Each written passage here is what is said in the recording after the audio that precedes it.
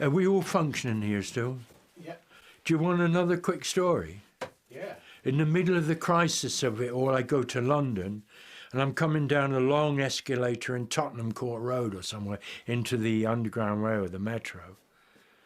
And there's this little black guy at the bottom of this long escalator saying to people, "Did you see it?" He's saying something to them anyway, and they're looking up, and yes, all shaking it, and yes, shaking.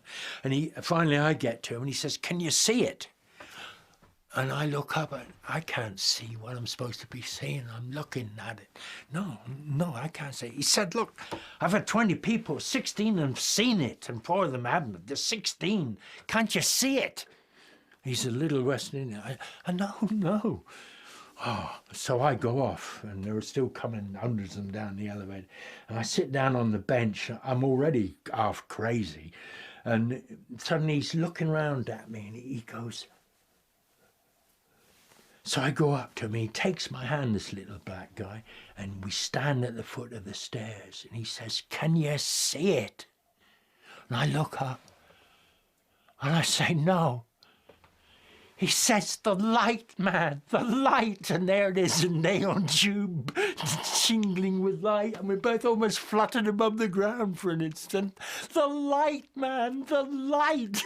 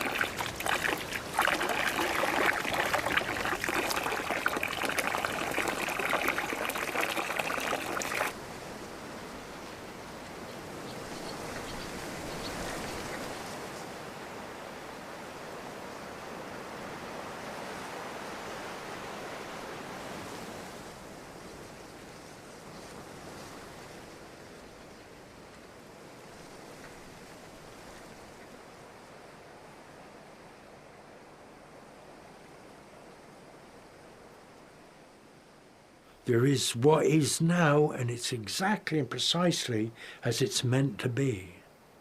So I'm not inclined to go barging about in all of that with too much ego, you know.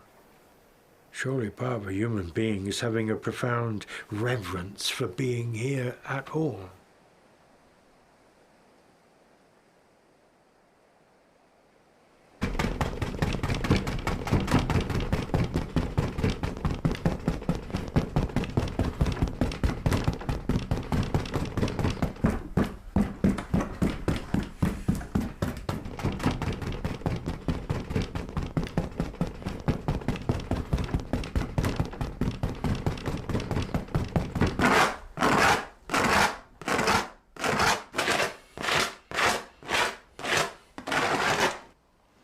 My first memory, I heard the story, unless I've concocted a false memory, is my auntie looking at me from behind the bars of a horse box in the stable, and she's saying to me, and I'm seated on the, I'm a little crawly baby, sitting on this golden straw, full of light and light coming in, and my great big friend up there with the black nose.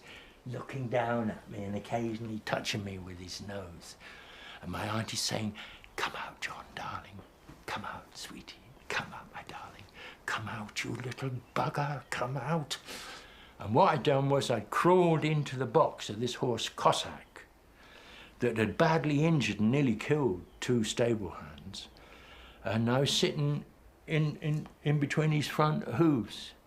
But I didn't have any fear because we were great chums together.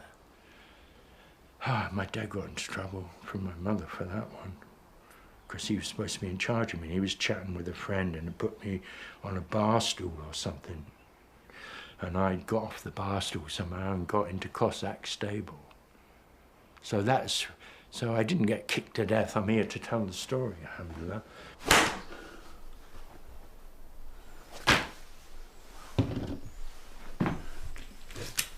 If you mix your paints, you can get what you want, and you can get what you didn't know you wanted. I have tubes here, they come back from Spain, but I put them into the white to tint the white. But often, like, I'm mixing the whole thing, yellow ochre, black, burnt umber, terre verte, yellow. Some sort of gorgeous blue here. That came from a German. It says Himmelblau. Rather nice. Yellows. But don't mix your own cadmiums. Cadmiums, I'm told, will make you seriously ill. Get your cadmiums in a tube. And lead white, if you want to use that, get it in a tube. The Mad Hatter. I think he's mad in Alice because he's using lead in the hats he's making. So hatters were notorious for being balmy.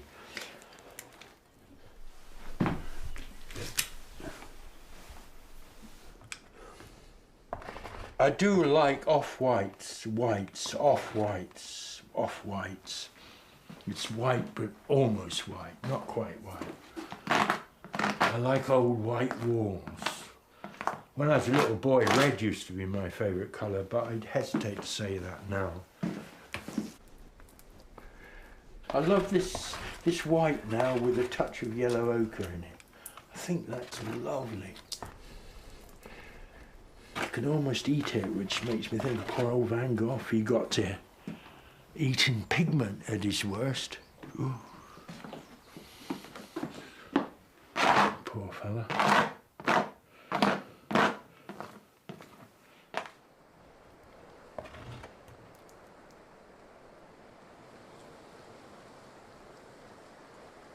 For me, painting is, a lot of it's to do with recognition, which means I have to expand my intelligence and perception as much as I can so that my recognition grows more subtle and more expansive. All the time one wants to avoid choice and decisions in art because they just hinder. The more one can get oneself out of the way, the better.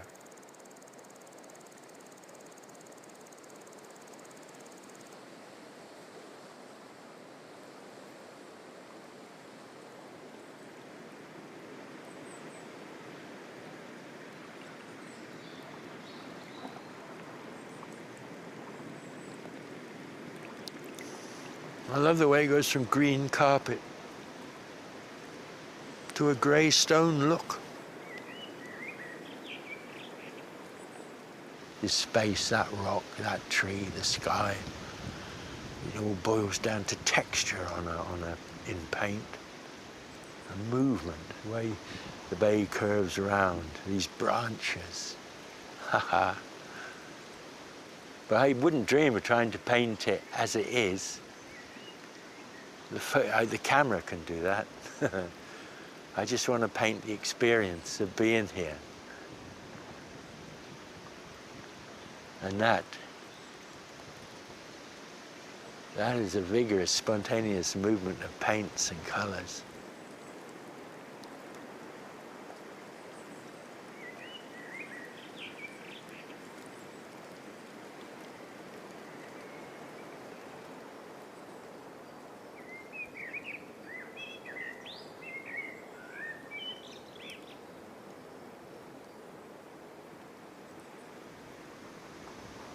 Yes, years ago I defined it something like, imagine one goes on a bicycle ride in Cornwall or here, uphill, down dale, round the sharp corner, suddenly a vista of the sea, suddenly something like a small mountain in front of one.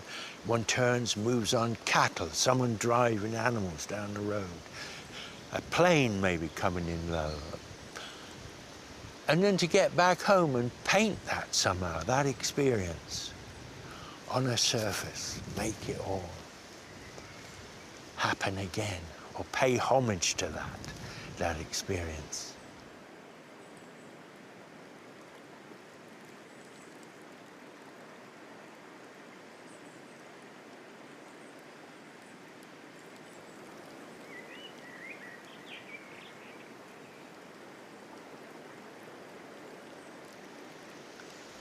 And that was years ago, and I didn't see any way to doing it, and suddenly it started happening. Years later, it happened. Years later. Teaching is you get what you want.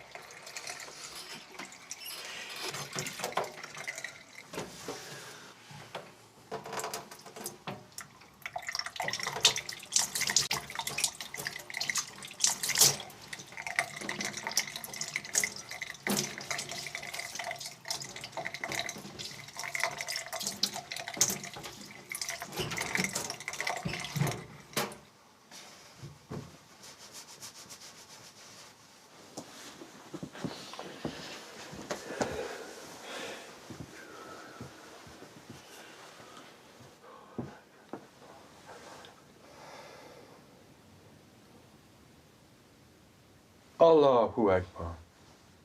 Allahu Akbar.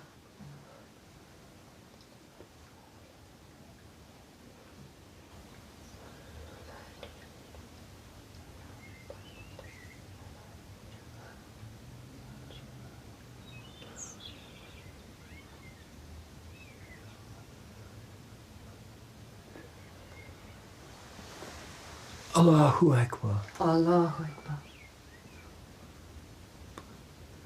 Sami Allahu liman hamida. Rabbana wa lakal Allahumma salli ala Sayyidina Muhammadin abdika wa rasulika nabil ummi wa ala alihi wa sahbihi wa sallam.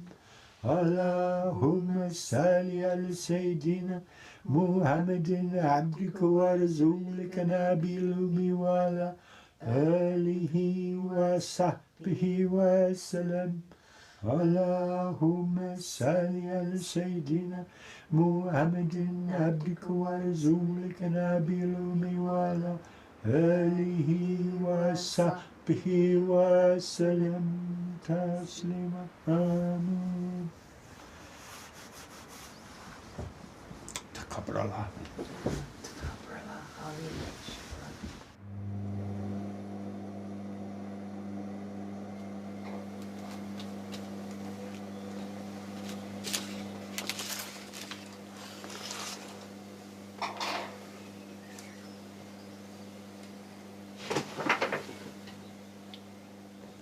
I thought I was a writer at first.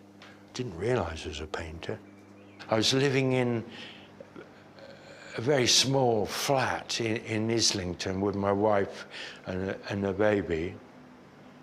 And I'd try and write, and it'd have to be quiet to be a writer, to put the words on the paper.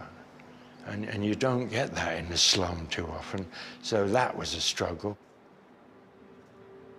Then to relax, I started doing paintings, and I'd get up at 4 in the morning or whatever and do a few hours painting before I went off to do my day's work in the market garden. Nobody was interested in my work. Nobody wanted to buy it. It was very lonely. But I affirmed this impulse to paint and did it almost in a sort of hopeless void. I did it. And looking back years later, I realized at that point, 1962 is a blessed year for me insofar as I became a painter.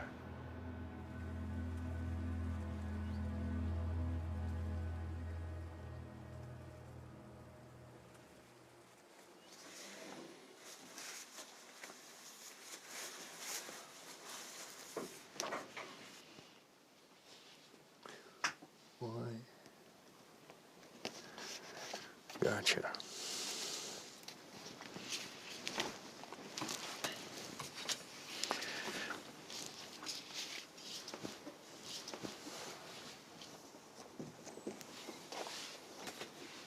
It's simply words I pick up, that the writer in me recognizes those words, and I'll write them into the collage, and the statement doesn't always survive.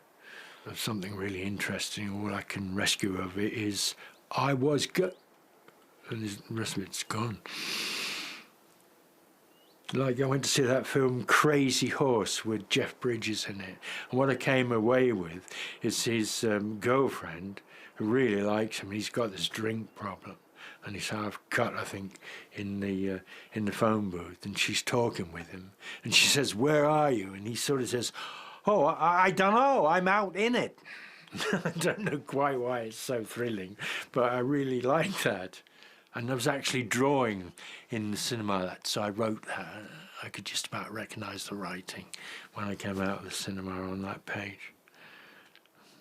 And when that all starts getting mixed up with collage and random comments that people are making, the whole thing becomes fascinating. It's like walking along O'Connell Street on a sunny morning, all the stuff hitting you.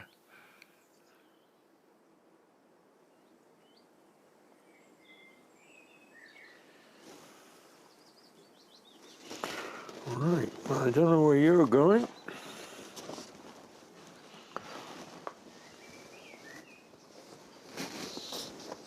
The magic carpet. Yes, yes, yes, yes. Ooh, there's a lot of you. I did find that in keeping a diary, that if you wrote about certain situations, you conquered them, you were on top of them. You'd had to rationalise them, fix them, and it gave one the strength to cope with them. So I find that aspect of writing very interesting.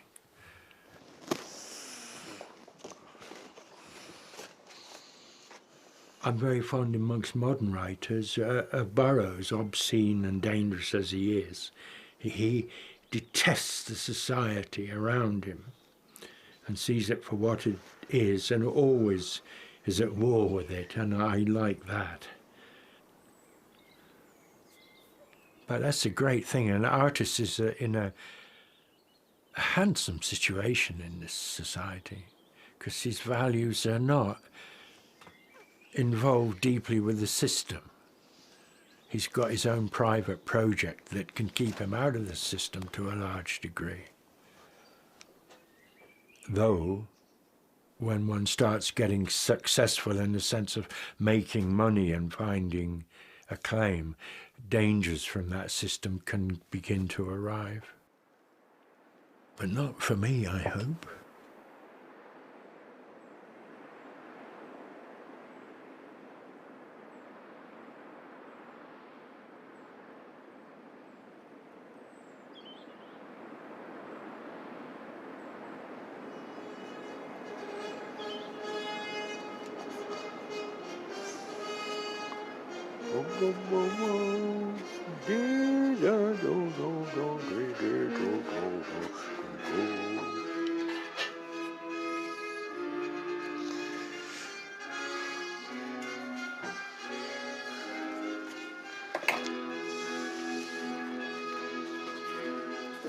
I tell you what, I get to sleep some nights.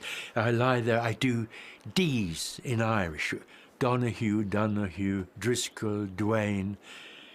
Dow, Day, Dean, Deary, Doherty, Donovan, Dillon, Doyle, Dillinger, bang, bang, bang. And so on, and I drift off.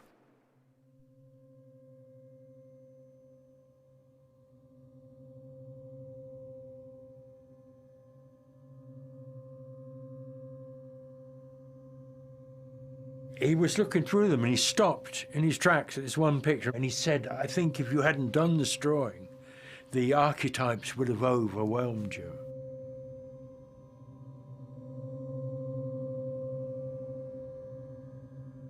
And he meant that if I hadn't checked it with this drawing, what was coming up would have swept my mentality away and I would have wound up crazy. And that was Gerhard Adler, who was married to Hella Adler, and Gerhard was a co-editor of Jung's works. He knew Jung. Sometimes I was terrified of falling asleep because of the dreams that would come to me. And Hella, Gerhard's wife, I said, I got frightened. She said, well, what good is fear?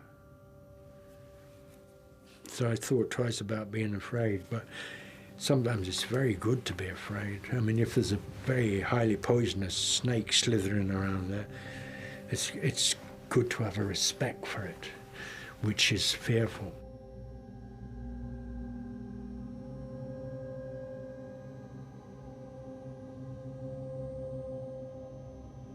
A motive for doing them was to keep the appalling fear that I had in me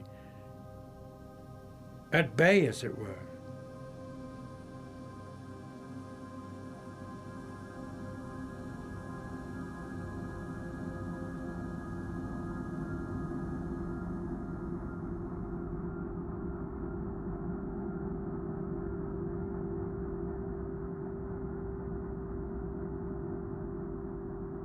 When you're up against continual defeat, disinterest, poverty, a family that needs your attention and money and you haven't got it, hate can take over and darkness can begin to take over, and it's a dangerous situation. And as often as not, it's the great courage of the wife who gets everybody through it. And then into that one toss alcohol and one has a really dangerous situation. You read in the papers, and I remember they'd always jump out at me in the media how father had gone mad, killed his wife and children, burnt the house down and then killed himself. I felt very close to some of those people. My state was getting murderous, which is another reason why I love Mo. She survived all of this.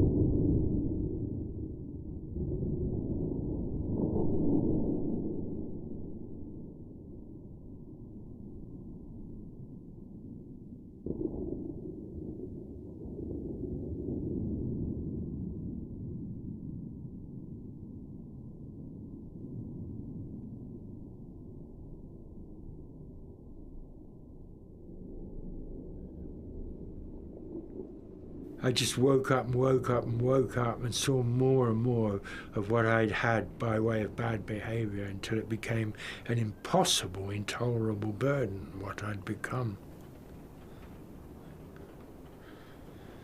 Adler said, or Gerhard, that I would have gone mad if I hadn't done such and such a drawing or such drawings, but it wasn't that simple. For me, the turning point was when I wouldn't let the thoughts into my head. And I walked from my home in Cornwall down the coast to the next village to see a friend. And all the way I held this dhikr, or a mantra in my head that I got from a Hindu saint.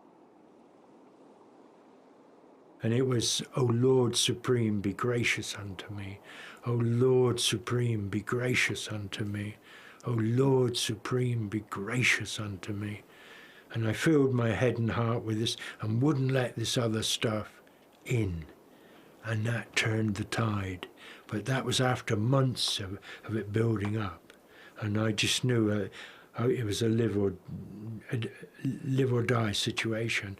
And I think that one, keeping the whole lot of this stuff at bay for maybe 2 hours, enabled me to go on. And gradually I healed. I couldn't even paint at that time. Anything anybody did or said around me derailed me. It was awful.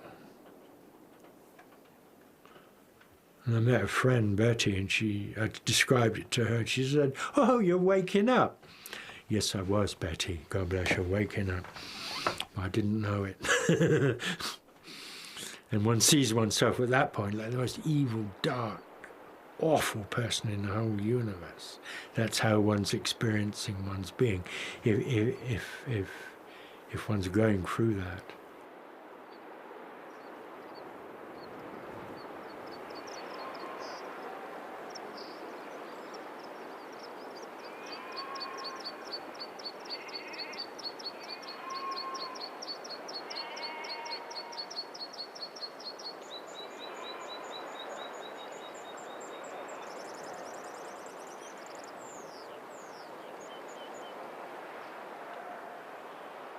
We'd only been here maybe 2 weeks when one of us walked out the front door, and there was the Asgard sailing up, which is the Irish training ship, in full sail. It was absolutely magical, and the most amazing morning it was. We couldn't believe our eyes. It was like we'd stepped back in time. And one of us would always be walking out the door saying, "Wow, you've got to come and look at this." And there'd be the most amazing backdrops, really. It was very theatrical. You'd get, sometimes all the mountains would be dark over there, and then there'd be like one ray of light would come out and just spotlight one mountain, and then that would disappear and another one would be lit up. And it was just like living in a theatre. It was amazing. And for 5 years we still kept going, "Gosh, you've got to come and look at this, you've got to come and look at this, this is a one-off."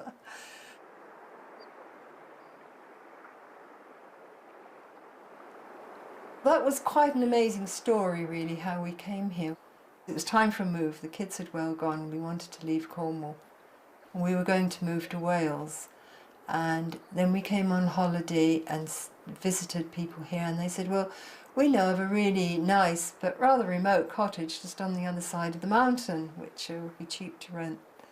And John really wanted to live in Ireland. He'd got this dream of Joyce's Ireland and Yeats' Ireland, and wanted to live somewhere with a Catholic consciousness, although he was no longer Catholic. So, all right, we came and we looked, and he liked it, and I looked at it and I thought, well, the whole peninsula really is so remote. This isn't really any much more remote than anywhere else on the peninsula. So I thought. And so, we said, right, we'll move there instead. So we did.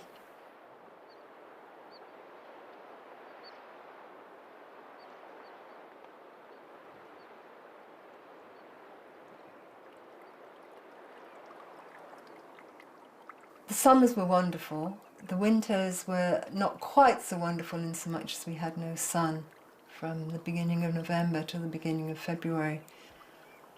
We had to go out certainly once a week at least, otherwise you couldn't, it was just so remote, you just couldn't actually face anyone really. You got so that your eyes were averted, it was all too intense to actually go out and talk to somebody other than each other. And another thing was, we had no inside toilet. We had a toilet, dry toilet in the shed. So you always knew where the moon was at. You'd go out to the toilet at night, and because there was no electricity around, it was always you and the weather and the stars, and you always knew where the moon was. Which is, as soon as we moved into a house with electricity and an inside toilet, you lost contact with. Our bedroom was just upstairs in the gable end, so we had a fantastic view from the gable window. And sometimes when the gales were really bad, we'd wake up and the whole sort of floor on the bed would be juddering. And, you know, John would say, "Do you think the roof will stay on?" My theory is, well, it's been here for 60 years, presuming it'll still stay here. And then it would be like, what would you do if it came off? Well, my instinct would be to hide under the duvet, but, you know, that wouldn't be much good, really.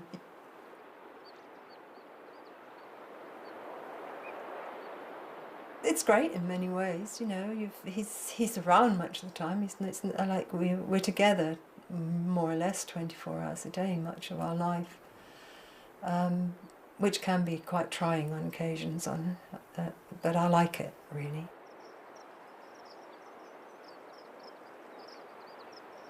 He's the last person, really, who will do anything in the conventional way. If he can find, if there's a way of doing something, then he'll always want to do it a different way. You know, he'll say, "How do I make the soup?" And I'll say, "You do this." Well, why can't you, you know, and it's like everything he'll have to argue, "No, you can't, you don't need to do it that way, you can do it this way." And this is why I am so amazed that he's actually taken on Islam, which has the limits that it has. Within those limits there's plenty of freedom, but there are things you do and things you don't do. And he's always been, in the past, one for doing your thing and not bothering about convention. You know, if it feels right, you do it. Has always been his thing in the past.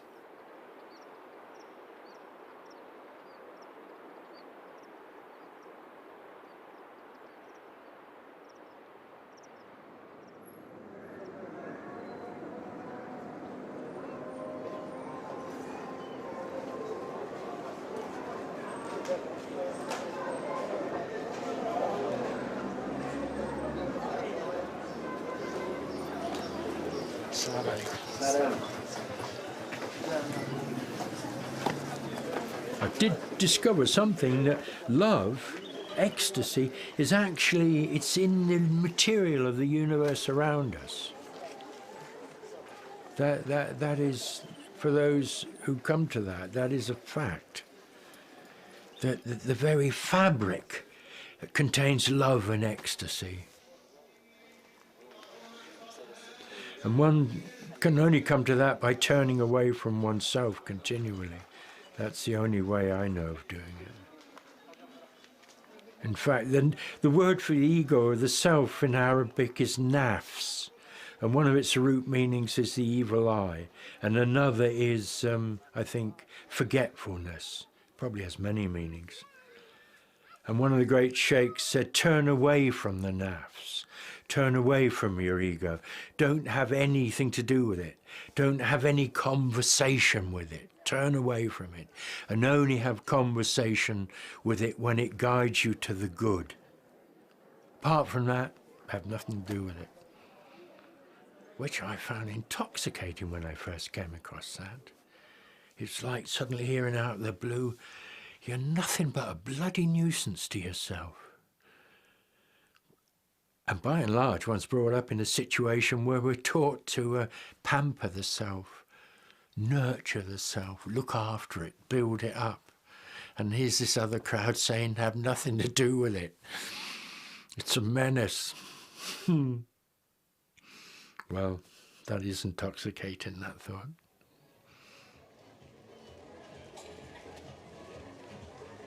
I immediately loved Morocco, but I loved the place within 5 minutes of being there. And I do love being amongst the people. They have a quality that is a great joy to be near or close to. All around me, I'm surrounded by people who are Muslim and who love Muhammad, peace be upon him, and people who love the Prophet deeply.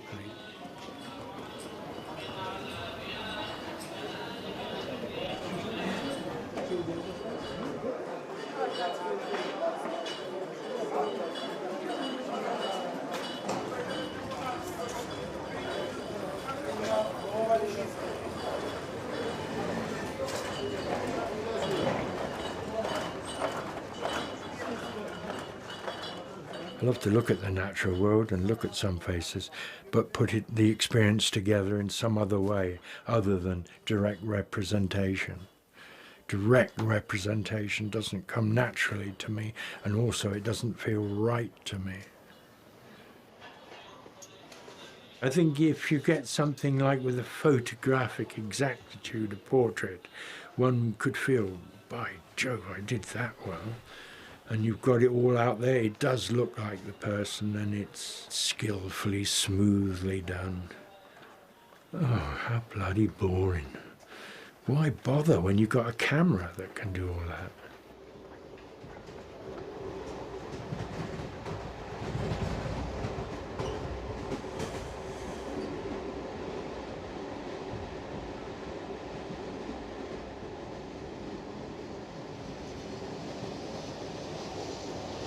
What can you say about abstract?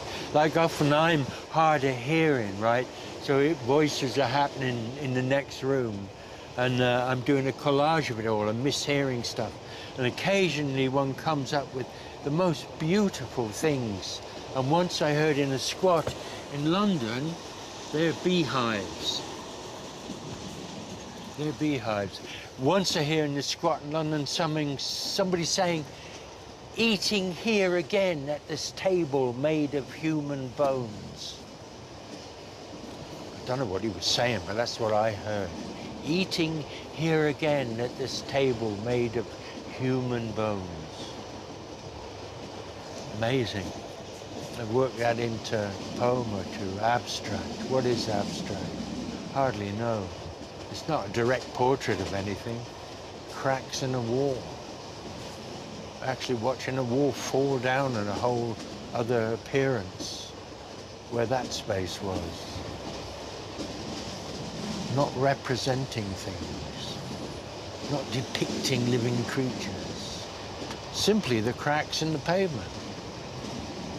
Somehow or other synchronized with a wonderful Louis Armstrong blasted trumpet. Abstract.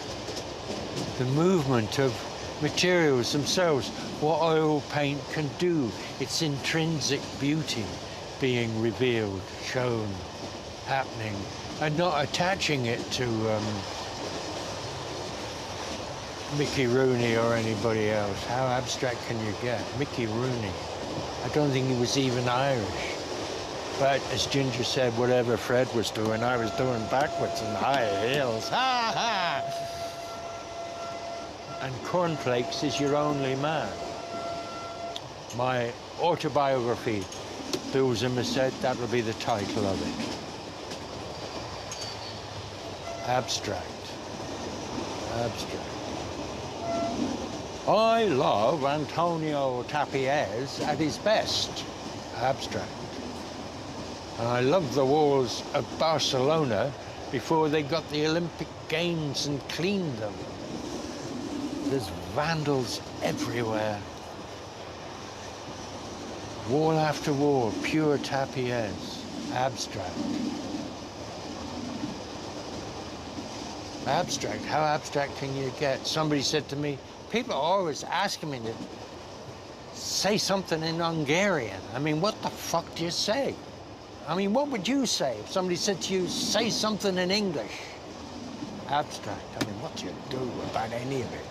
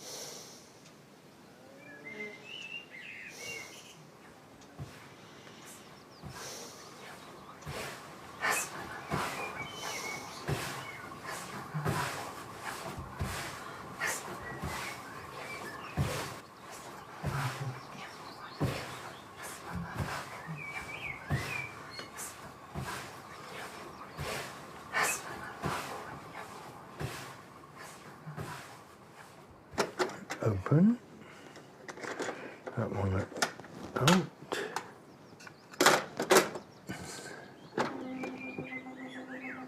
They give birth astride of a grave. Ooh. A light gleams an instant, and it's night once more.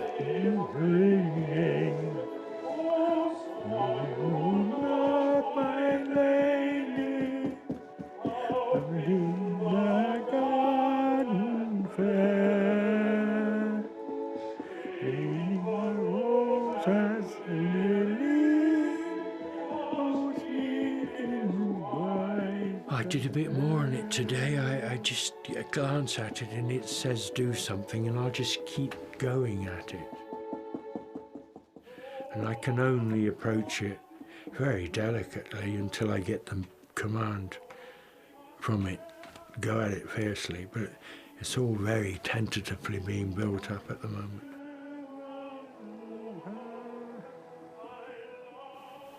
They're just companions. And one day they say, stop, I'm finished. And if I hear it or see it, good. Sometimes Mo will say, that's it. And I'll put it aside, hopefully, and come back a few weeks later, and then I see it clearly. It is finished. When you've got your nose up against the picture all the time, you can't always see them clearly.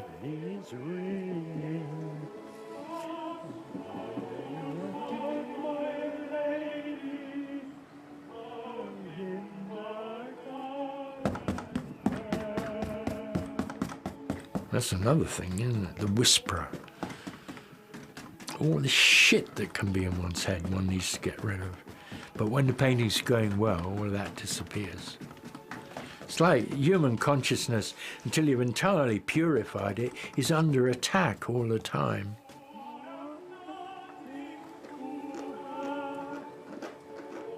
I hope there's baraka in my pictures, blessing in my pictures.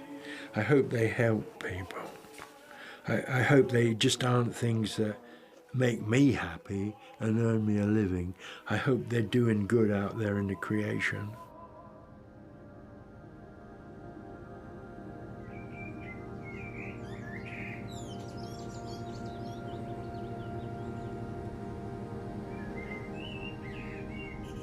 It's just the world I'm living in, and this is what's happening now, and the artist responds to this in the way that they respond. I love Rauschenberg. He seemed right on, and he was so shocking at the beginning with his sort of collage of sun-kissed oranges, Kennedy making a speech, the Eiffel Tower, all jumbled up.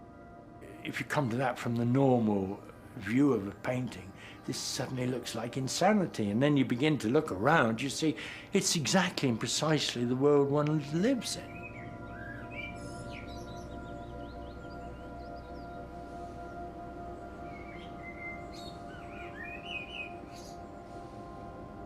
The whole thing is a miracle. Atheism is a form of insanity. It all happened by chance. Some chemicals banged up against each other and we got all of this. How can consciousness ever come from anything except consciousness? And there again, I think the whole thing is conscious. The hills talk, the trees talk.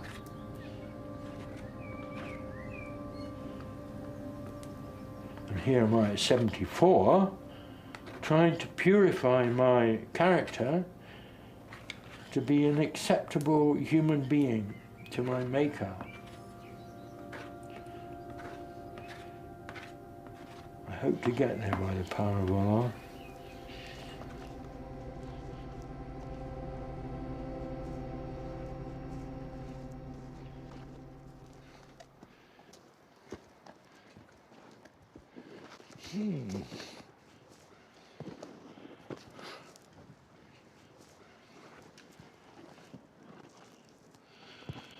Ya Karim.